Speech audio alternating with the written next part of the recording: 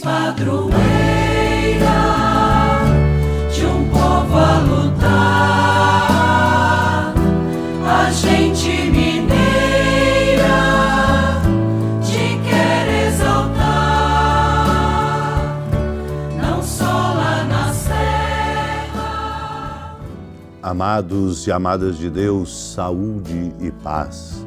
Prossigamos com toda confiança nosso caminho nesta oitava da Páscoa e que a luz da ressurreição penetre as trevas do nosso coração e nos ilumine. Ilumine-nos fazendo compreender a beleza do amor de nosso Deus. Esse é o nosso maior desafio. O maior desafio nosso porque nós compreendemos aquilo que é evidente, aquilo que talvez nos convença pelo espetacular. A grandeza espetacular do amor de Deus na sua ressurreição é luz, graça para nos tocar o fundo do coração. Por isso é preciso silenciar, é preciso amorosamente buscar, é preciso exercitar o coração numa grande confiança nesta certeza. Ele morreu e ressuscitou por amor de nós. É preciso que o amor de Deus encharque-nos, molhe-nos como uma chuva caindo sobre nós, ressequidos em razão do pecado, da indiferença, dos muitos interesses que nos desviam ou nos afastam do amor de nosso Deus. Vamos acolher esta palavra santa nesta hora bendita, congregados aqui com a amada Mãe Maria, que sempre nos inspira, porque é mãe e discípula exemplar. Acolhamos esta palavra, que ela venha como luz para nosso caminho e lâmpada para nossos pés, nos fortalecendo nesta compreensão bonita que tem força de transformar a nossa própria vida. Naquele mesmo dia, o primeiro da semana, 2 dos discípulos de Jesus iam para um povoado chamado Emaús, distante 11 quilômetros de Jerusalém. Conversavam sobre todas as coisas que tinham acontecido. Enquanto conversavam e discutiam, o próprio Jesus se aproximou e começou a caminhar com eles. Os discípulos, porém, estavam como que cegos e não o reconheceram. Então Jesus perguntou: "O que ides conversando pelo caminho?" Eles pararam com o rosto triste e um deles, chamado Cleofas, lhe disse: "Tu és o único peregrino em Jerusalém que não sabe o que lá aconteceu nestes últimos dias?" Ele perguntou: "O que foi?" Os discípulos responderam: "O que aconteceu com Jesus o Nazareno, que foi um profeta poderoso em obras e palavras diante de Deus e diante de todo o povo. Nossos sumos sacerdotes e nossos chefes o entregaram para ser condenado à morte e o crucificaram.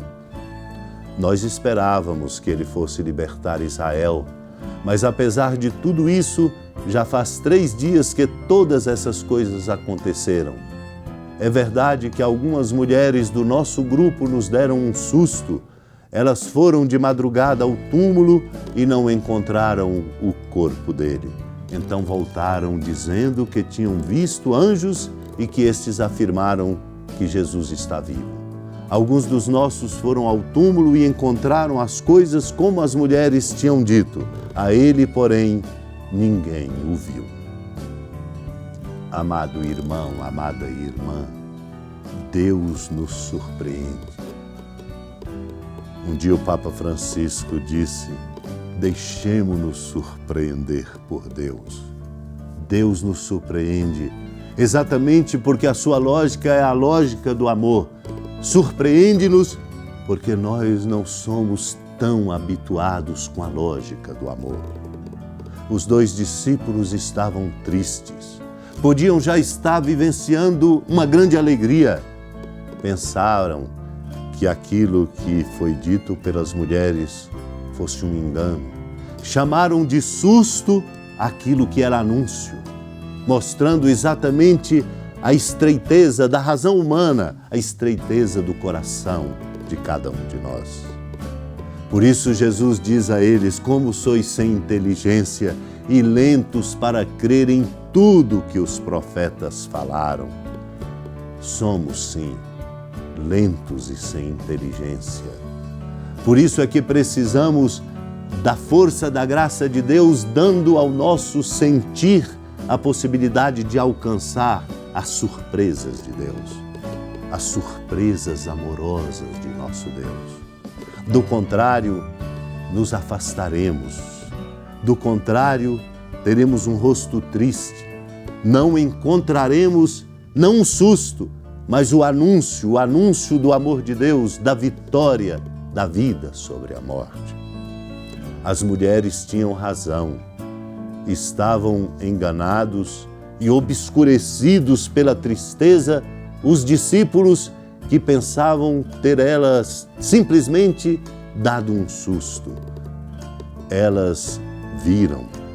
Por isso, certamente, como discípulas exemplares, se abriram em primeiro lugar, antes, prioritariamente, a esse amor de Deus.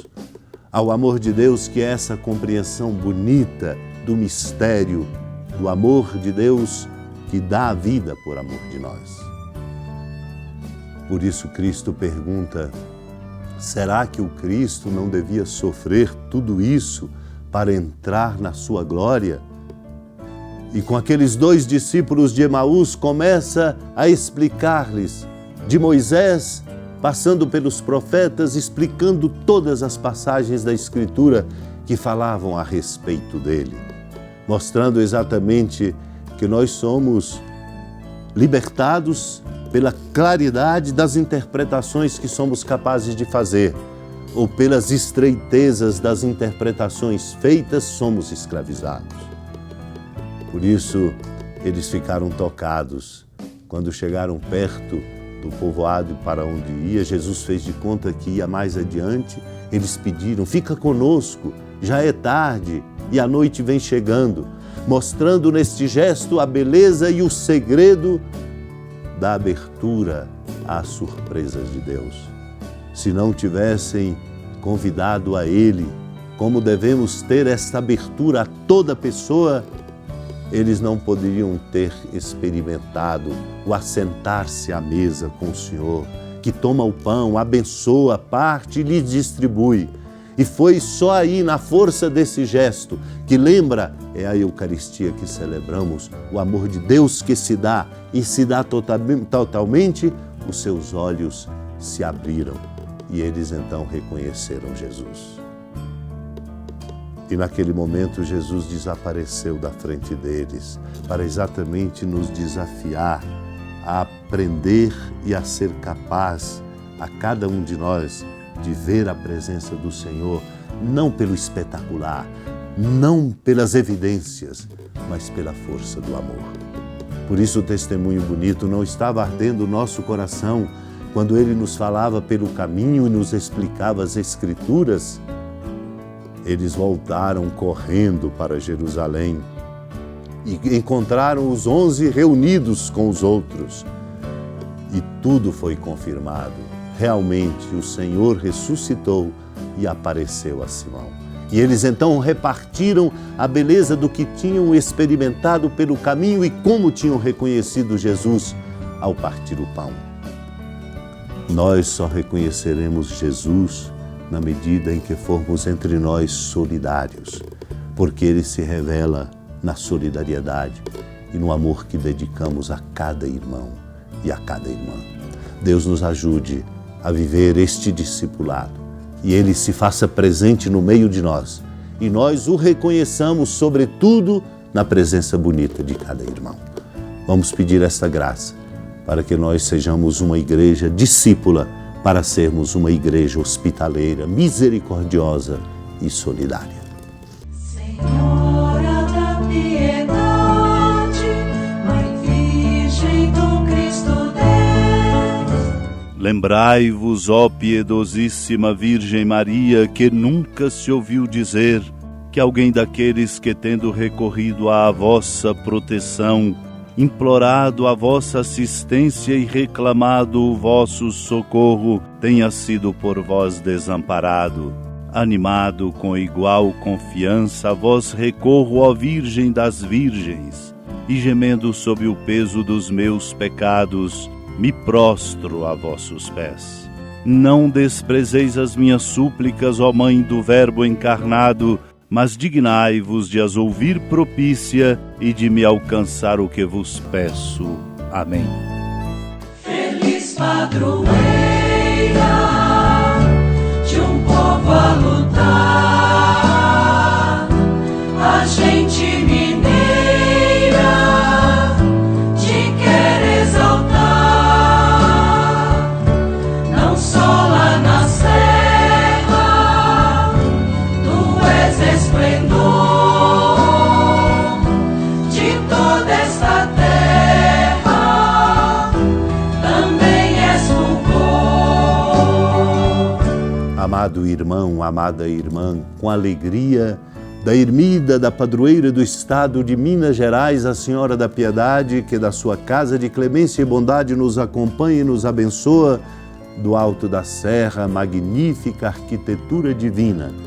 A bênção de Deus, amor misericordioso, Pai, Filho e Espírito Santo desça sobre sua vida, sobre sua família, sustente o seu caminho, fecunde o caminho missionário de nossa igreja, nos encha de alegria e de sabedoria e permaneça conosco para sempre. Amém. Feliz padroeira